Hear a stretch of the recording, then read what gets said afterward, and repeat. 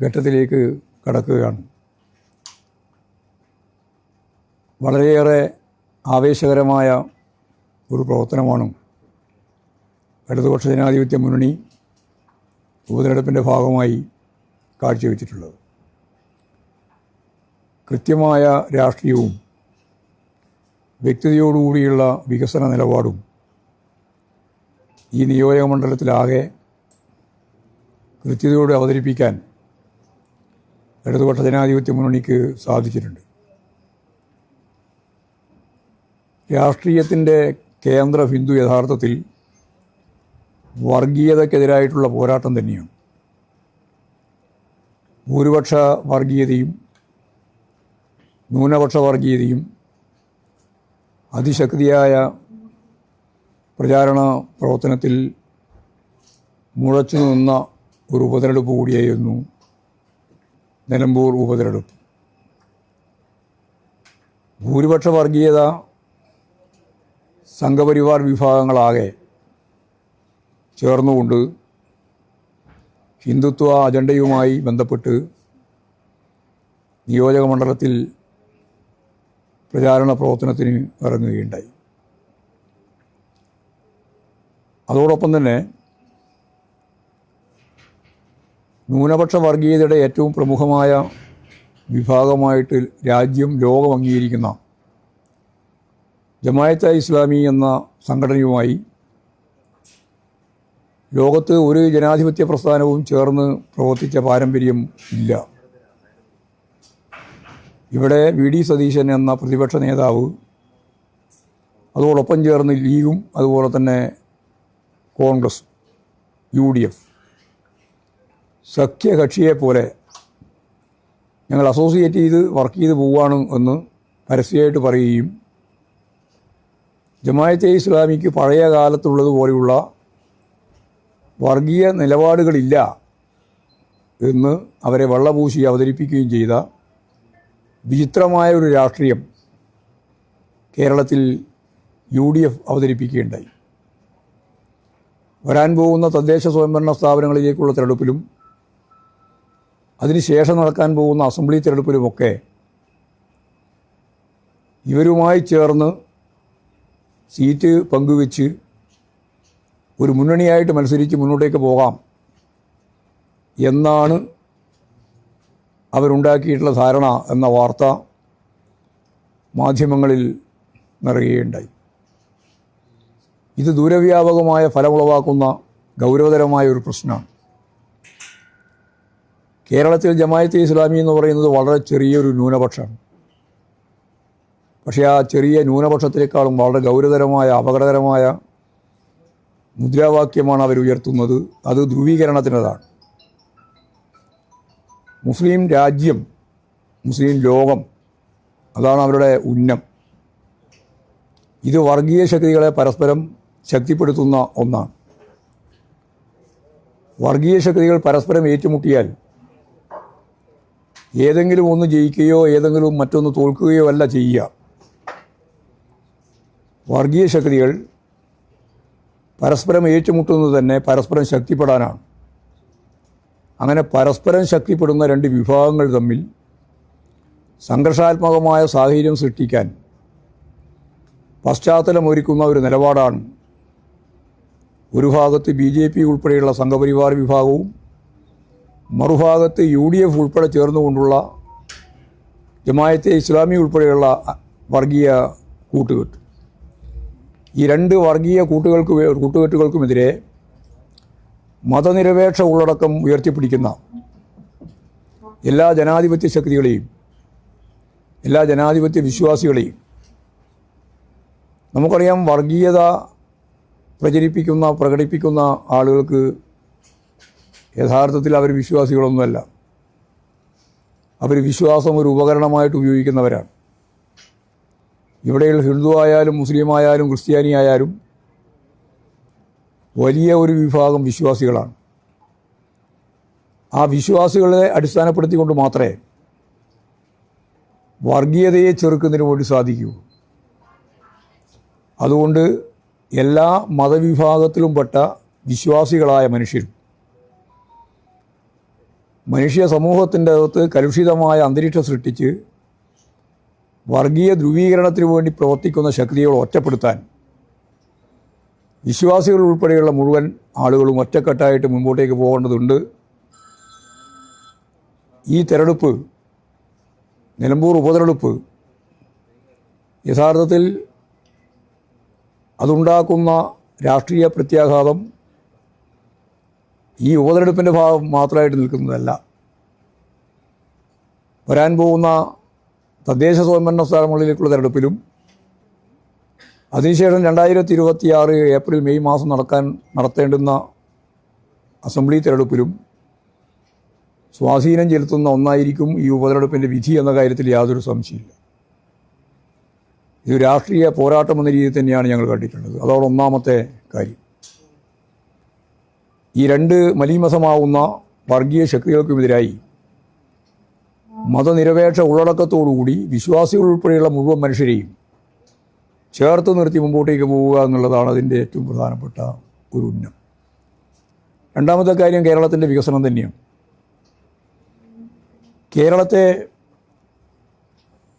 നവകേരളമാക്കി രൂപപ്പെടുത്തുക എന്നുള്ളതാണ് ഇടതുപക്ഷ ജനാധിപത്യ മുന്നണി കാണുന്ന അതിൻ്റെ ലക്ഷ്യം. ഇന്ത്യയിൽ ഒരേ ഒരു ഇടതുപക്ഷ ശക്തിയുടെ സ്വാധീനമുള്ള ബദൽ സംവിധാനം കൈകാര്യം ചെയ്യുന്ന സംസ്ഥാനമാണ് കേരളത്തിലെ ഗവൺമെൻറ്.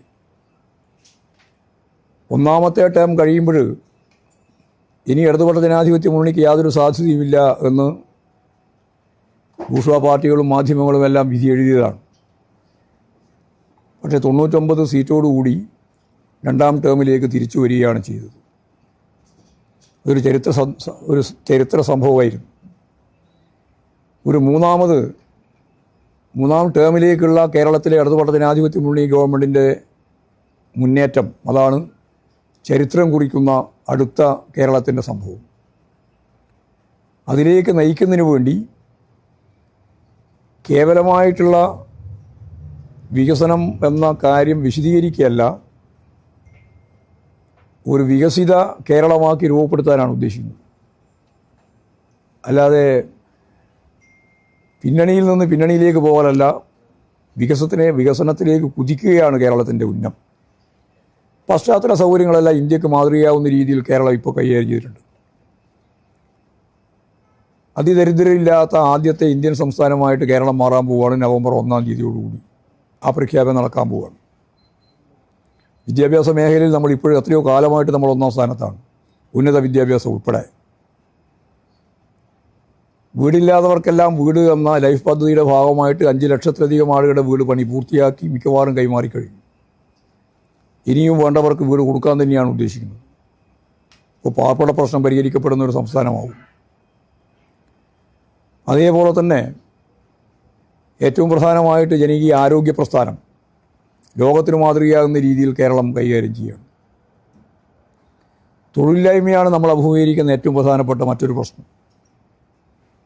തൊഴിലില്ലായ്മ പ്രശ്നം പരിഹരിക്കുന്നതിന് വേണ്ടി ഒരു ഇന്ത്യൻ സംസ്ഥാനം ഗവൺമെൻറ്റും എടുക്കാത്ത നിലയിലുള്ള പുതിയ നിലപാടുമായിട്ട് ഗവൺമെൻറ് മുന്നോട്ടേക്ക് പോവുകയാണ്.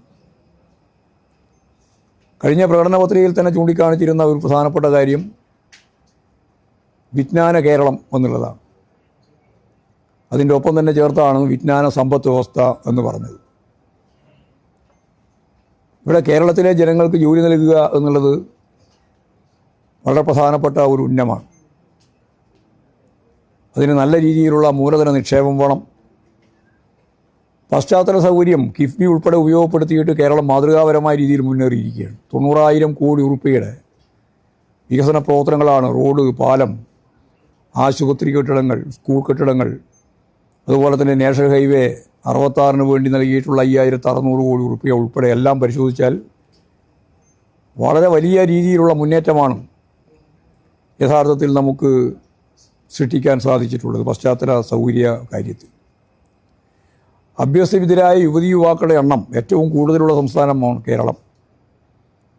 അടിസ്ഥാന ജനവിഭാഗങ്ങൾക്കുൾപ്പെടെ ഉന്നത വിദ്യാഭ്യാസം നേടാൻ സാധിക്കുന്ന കുടുംബങ്ങളാണ് കേരളത്തിലുള്ളത്. അവർക്കെല്ലാം തൊഴിൽ നൽകുക എന്നുള്ളതാണ് ഏറ്റവും പ്രധാനപ്പെട്ട ഒരു വെല്ലുവിളി. അതിനാവശ്യമായ മൂലധന നിക്ഷേപം വേണം. അത് കണ്ടെത്താൻ ആവശ്യമായ രീതിയിലുള്ള പ്രവർത്തനം നടത്തണം. കാരണം കേന്ദ്ര ഗവൺമെൻറ് നമുക്ക്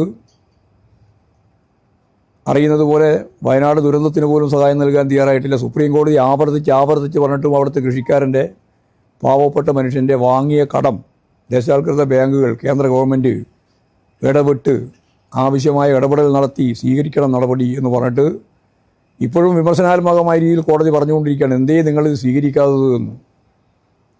കേരള ബാങ്ക് ഉൾപ്പെടെയുള്ളത് എഴുതിത്തള്ളാൻ തീരുമാനിച്ചു. പക്ഷേ കേന്ദ്ര ഗവൺമെൻറ്റിൻ്റെ നേരിട്ടുള്ള നിയന്ത്രണത്തിലുള്ള പൊതുമേഖലാ ബാങ്കുകളിൽ നിന്ന് വാങ്ങിയിട്ടുള്ള കടം എഴുതിത്തള്ളാൻ കൂട്ടാക്കുന്നില്ല എന്നുള്ളത് അതിശക്തിയായ വിമർശനം ഹൈക്കോടതി തന്നെ ഉയർത്തുന്ന നില ഉണ്ടായി. എന്ന് പറഞ്ഞാൽ കേരളത്തോട് കേന്ദ്ര ഗവൺമെൻറ് കാണിച്ചുകൊണ്ടിരിക്കുന്ന സാമ്പത്തിക നിലപാടുകൾ ഒരു ഉപരോധത്തിൻ്റെതാണ്.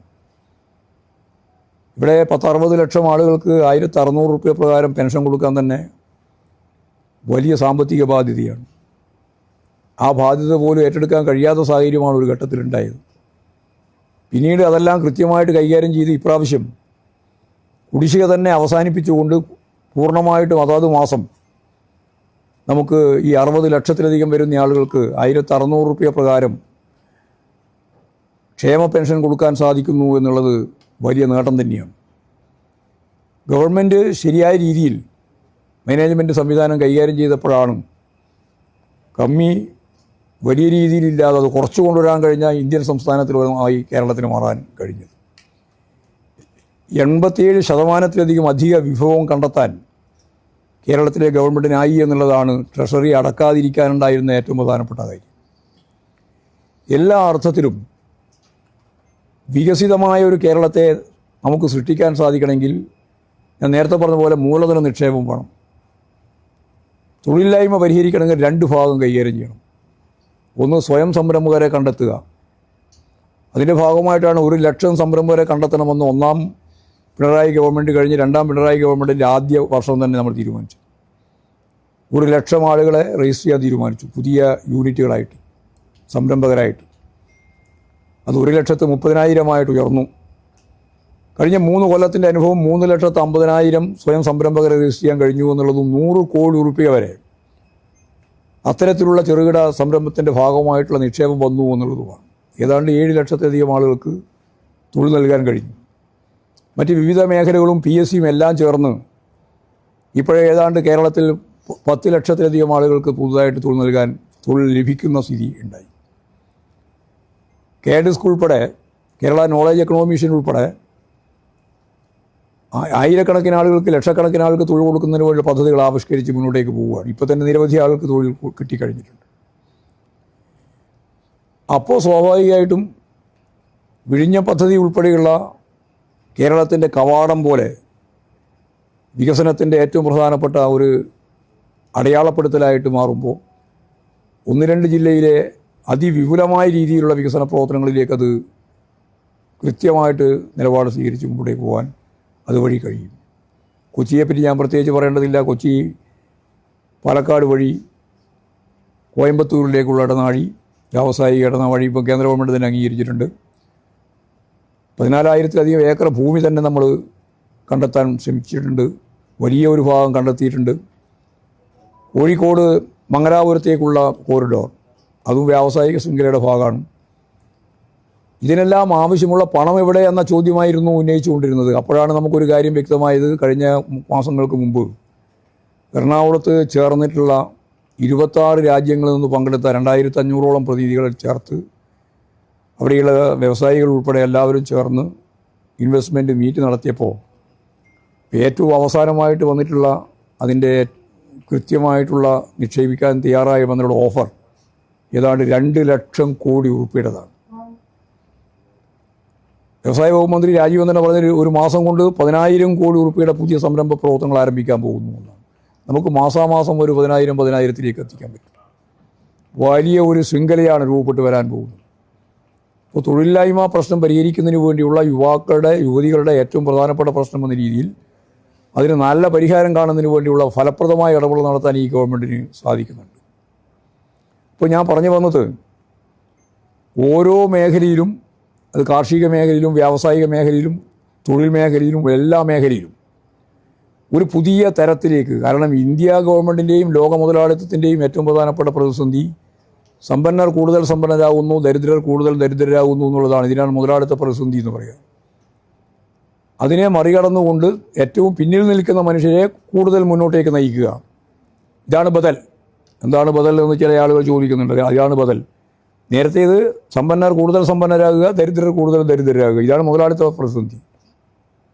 ഇവിടെ ഏറ്റവും പിന്നിൽ നിൽക്കുന്ന മനുഷ്യരെ നല്ലതുപോലെ ഉയർത്തിക്കൊണ്ടുവരുന്നതിന് വേണ്ടിയുള്ള ശ്രമം നടത്തുക.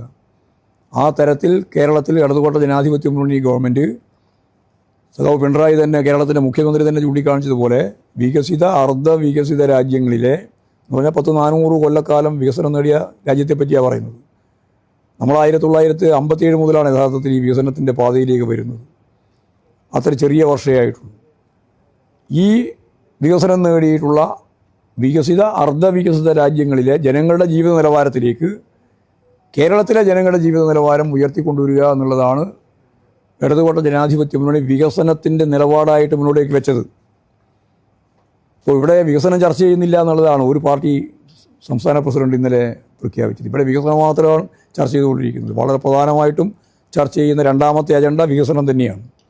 വികസനം പറയാൻ UDF-കാർക്ക് സാധിക്കുന്നില്ല എന്നുള്ളത് മാത്രമാണ്. കാരണം പറഞ്ഞാൽ പിന്നെ ഈ കാര്യങ്ങളെല്ലാം ജനങ്ങളുടെ മുമ്പിൽ അവതരിപ്പിക്കും എന്നുള്ളതുകൊണ്ട് വികസനം എന്ന് പറയുന്ന കാര്യം അവർ മിണ്ടുന്നില്ല. അപ്പോൾ നല്ല വികസന നിലപാടുകൾ സ്വീകരിച്ചുകൊണ്ട് തന്നെ കേരളത്തെ പുതിയ കേരളമാക്കി മാറ്റാൻ ഇടതുപക്ഷ ജനാധിപത്യ മുന്നണി പ്രതിജ്ഞാബദ്ധമാണ്. ആ നിലപാടാണ് സ്വീകരിച്ച് മുമ്പോട്ടേക്ക് പോകുന്നത്.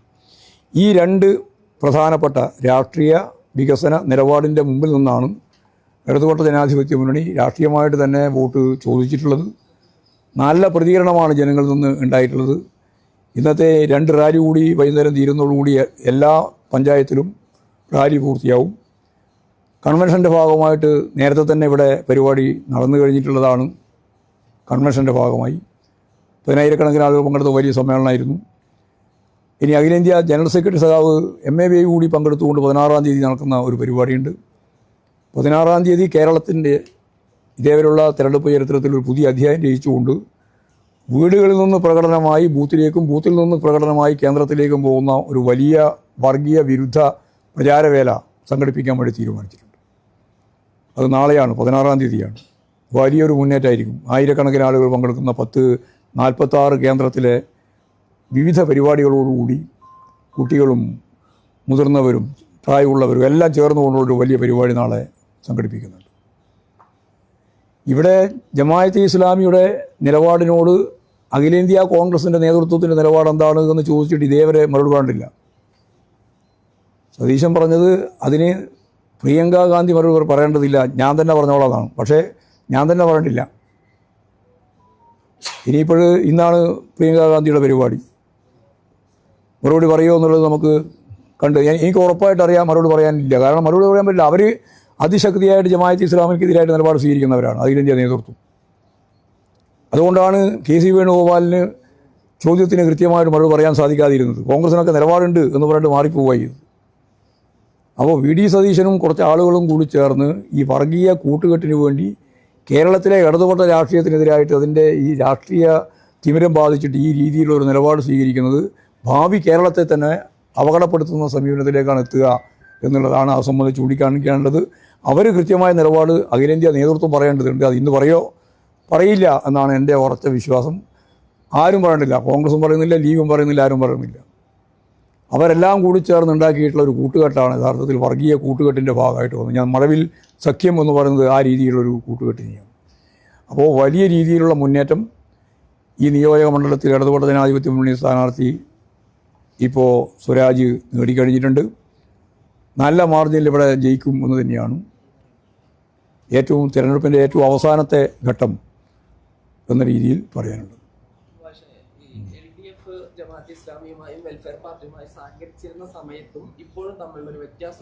ഇല്ല, ഞങ്ങൾ സഹകരിച്ചിട്ടില്ല. ഞങ്ങളുമായിട്ട് യാതൊരു സഹകരണം ഉണ്ടായിരുന്നില്ല. ഞങ്ങൾ ഒരു തരത്തിലും രാഷ്ട്രീയ മുന്നണി ഉണ്ടാക്കിയില്ല, രാഷ്ട്രീയ കൂട്ടുകെട്ട് ഉണ്ടാക്കിയിട്ടേ ഇല്ല. അന്നും ഉണ്ടാക്കിയില്ല, ഇന്നും ഉണ്ടാക്കിയില്ല, നാളെ ഉണ്ടാക്കുകയും ചെയ്യില്ല. ഞാനത് പറഞ്ഞു കഴിഞ്ഞാൽ എത്ര പ്രാവശ്യം വിശദീകരിച്ചു. നിങ്ങളോടല്ലേ വിശദീകരിച്ചുകൊണ്ടിരിക്കുന്നു. ഒരു 23 വെറുതെ കളവ് പറയാണ്, ഓരോന്നായിട്ട് കളവ് പറയും. നിങ്ങൾ പറയാം 23 ഏതാണെന്ന്. UDF ബന്ധപ്പെട്ട് ഉണ്ടാക്കിയത് നമ്മുടെ മുമ്പിലുണ്ട്, അത് പറയുകയും ചെയ്തിട്ടുണ്ട്. ഒരു ഉദാഹരണം പറയണ്ട, ഒരു ഉദാഹരണവും ചേർത്ത് പറയണ്ടില്ല. ഞങ്ങൾ ഒരു കൂട്ടിലങ്ങാടിയില്ല, ഒരങ്ങാടിയിലും പറയേണ്ടതില്ല. കൃത്യമായിട്ട് ഞങ്ങൾക്ക് ധാരണയുണ്ട്. ജമാഅത്തെ ഇസ്ലാമിക്ക് വെറുതെ പറഞ്ഞിരുന്ന നിങ്ങൾ ഏത് പത്രം, നിങ്ങൾ പത്രത്തിന് 2-3 അവർക്ക് വേണ്ടിയുള്ള പത്രം തന്നെയുണ്ടല്ലോ. ജമാഅത്തെ ഇസ്ലാമിക്ക് വേണ്ടി പ്രവർത്തിക്കുന്ന ആശയ പ്രചരണം നടത്തിക്കൊണ്ടിരിക്കുന്നവർ പറയുന്നതിൻ്റെ അപ്പുറത്ത് ഞങ്ങൾ ജമാഅത്തെ ഇസ്ലാമുമായിട്ട് ബന്ധപ്പെട്ട് ഒരു പഞ്ചായത്തിലോ ഒരു പ്രദേശത്തോ മത്സരിച്ച് ജയിക്കുകയോ ജയിച്ചതനുസരിച്ച് ഭരിക്കുകയോ ചെയ്തില്ല. എവിടെയെങ്കിലും വന്നിട്ടുണ്ടെങ്കിൽ അതൊക്കെ രാജിവെക്കണം എന്നുള്ള നിർബന്ധപൂർവമായ നിലപാടാണ് പാർട്ടി സ്വീകരിച്ചത്. ഉറപ്പായിട്ടും ആ പറയാനുണ്ട്. ഒരു പഞ്ചായത്ത് വൈസ് പ്രസിഡന്റോ എന്നുള്ളതല്ല നിങ്ങൾ നോക്കിക്കോ. ഞങ്ങൾ എൻ്റെ നിലപാടാണ് പറഞ്ഞത്, പാർട്ടി നിലപാടാണ് പറഞ്ഞത്. പാർട്ടീൻ്റെ ഞാനിപ്പോൾ അതിനകത്ത് തർക്കിക്കാനൊന്നുമില്ല. ഞങ്ങൾ ഒരു കാര്യം വ്യക്തമാക്കിയിട്ടുണ്ട്, ജമാഅത്തെ ഇസ്ലാമുമായിട്ട് യാതൊരു രാഷ്ട്രീയ കൂട്ടുകെട്ടുമില്ല. നേരത്തെ ഉണ്ടായിട്ടില്ല, ഇനി ഉണ്ടാവുകയും ചെയ്യില്ല. ശരി, പിന്നെ വേറെ ചോദിക്കാണ്ട് പറ. ജനങ്ങളൊക്കെ ശരിക്കും നന്നായിട്ട് അറിയാം, ജനങ്ങൾക്ക് നന്നായിട്ട് അറിയാം. നിങ്ങൾ പറയുന്നതല്ലല്ലോ ജനങ്ങൾ വിശ്വസിക്കുന്നത്.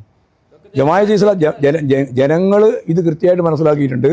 ഒരു വർഗീയ ശക്തിയുടെയും ഒരു വിഭാഗീയ പ്രസ്ഥാനത്തിൻ്റെയും ഒരു പിന്തുണയും വലതുപക്ഷ ജനാധിപത്യ മുന്നണിക്ക് വേണ്ടാന്ന് അസന്നിഗ്ധമായിട്ട് ഈ തെരഞ്ഞെടുപ്പിലും പറഞ്ഞിട്ടുണ്ട്, ഇതിനു മുമ്പും പറഞ്ഞിട്ടുണ്ട്.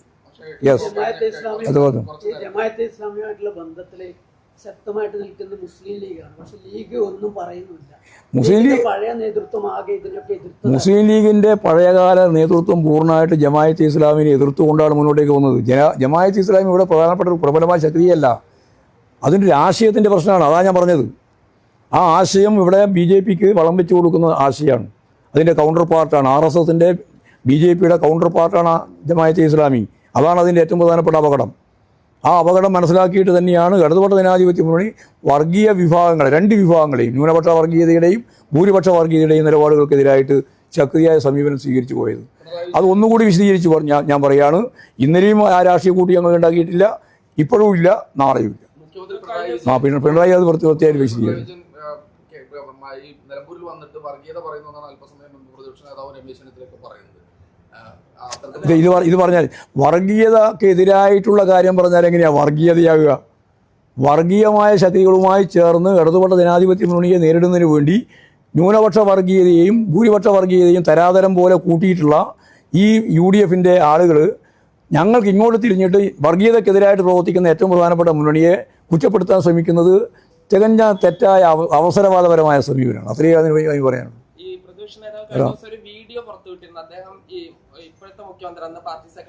ഇതെല്ലാം കുറെ പ്രാവശ്യമായിട്ട് പറഞ്ഞ് അവസാനിപ്പിക്കണം. പ്രാവശ്യം അത് ഒറ്റ കാര്യമില്ല, ഒരു കാര്യം പറയണ്ട.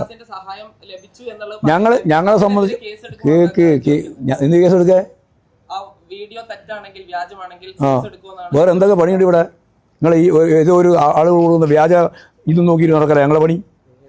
അല്ല, ഏതോ ഒരാളെന്നെ പ്രതിപക്ഷ നേതാവ് ആദ്യം മുതൽ അവസാനം വരെ വിവരക്കേടല്ലേ പറഞ്ഞിട്ടുള്ളൂ. ഈ ഇലക്ഷനിൽ പൂർണ്ണമായിട്ട് വിവരക്കേട്, ഇതേപോലെ വിവരക്കേട് പറഞ്ഞ പ്രതിപക്ഷ നേതാവുണ്ടോ കേരളത്തിൽ? ഓരോ ദിവസവും ഉപേക്ഷിച്ചു എന്നാ പറയുന്നത്. അതുപോലെ ഒരു വിവരക്കേട് വേറെ ആരെങ്കിലും പറയോ ലോകത്ത്? അതല്ലേ ഞാൻ പറഞ്ഞത്. ജമാഅത്തെ ഇസ്ലാമി മതരാഷ്ട്രവാദം ഉപേക്ഷിച്ചു എന്ന് പറയുന്ന ഒരു പ്രതിപക്ഷ നേതാവിൻ്റെ നിലപാടിനെ പറ്റി വേറെ എന്താ പ്രസംഗിക്കേണ്ടത്, എന്താ പറയേണ്ടത്?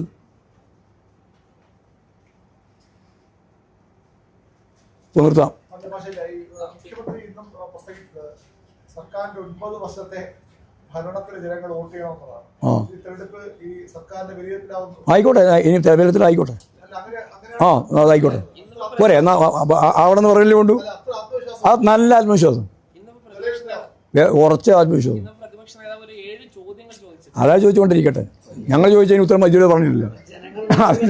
ആ ചോദ്യം ഇങ്ങനെ ചോദിച്ചുകൊണ്ടേയിരിക്കും. ആ ചോദ്യത്തിന് ആര് മറുപടി പറയാ? ജനങ്ങൾ കൃത്യമായി മറുപടി പറയും. അല്ലാണ്ട് ഞാനതിന് മറുപടി ഒന്നും പറയേണ്ട കാര്യമില്ല. അദ്ദേഹം ഞാൻ വെറുതെ പറഞ്ഞില്ല, ചോദിക്കാൻ ചോദ്യമല്ലേ. നാളത്തെയോ 10,000 ആളുകൾ പങ്കെടുക്കും. എല്ലാ മേഖലയിലും. കാലാവസ്ഥ ഞങ്ങൾക്ക് പ്രശ്നമില്ല. അങ്ങനെയാണെങ്കിൽ റാലിയെല്ലാം കണ്ടില്ലേ? ഈ റാലിയിൽ ഇതുപോലൊരു റാലി വേറെ ആരെങ്കിലും നടത്താൻ പറ്റുമോ ഈ മഴയത്ത്?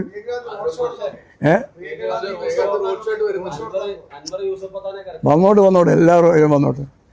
ജനാധിപത്യ സമൂഹമല്ലേ, അവരുടേതായ നിലപാട് സ്വീകരിക്കും, ഞങ്ങളുടേതായ നിലപാട് സ്വീകരിക്കും. ആരോഗ്യപരമായ മത്സരത്തിന് ഞങ്ങളെതിരില്ല. പിന്നെ നമ്മുടെ യൂത്ത് കോൺഗ്രസ് നേതാവ് പറയുന്ന പോലെ ഉദ്യോഗസ്ഥന്മാരെ ഭയപ്പെടുത്താനൊന്നും നമ്മൾ പോയിട്ടില്ലല്ലോ. അതിന്റെ ആരോടും കാര്യമായിട്ട് ഉന്നയിക്കുന്നില്ല. പക്ഷേ ആ എന്തിനാ ഉന്നയിക്കുന്നത്? ഇതെല്ലാം കാട്ടിക്കൂട്ടുന്ന ഓരോ പേക്രാന്തങ്ങളാണ്. എന്ത് പറയാനാ? കാട്ടിക്കൂട്ടുന്ന പേക്രാന്തങ്ങളാണ് കേട്ടാ. അതൊന്നും രാഷ്ട്രീയമല്ല. ശരി, എനിക്ക് റാലിക്ക് പോകണം.